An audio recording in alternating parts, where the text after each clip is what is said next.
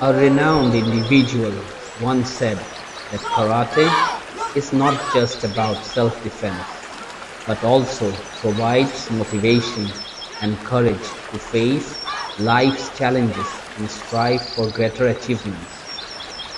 To succeed in life, one must be dependent on Allah and work to improve daily and work towards goodness. Success is simply the result of hard work and consistent efforts towards achievement.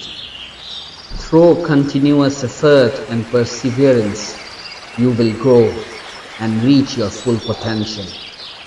Always stand firm in your belief in Allah and His decree. When things get tough, you have to be more tougher. You must rely on Allah and yourself and keep pushing forward to reach your goals.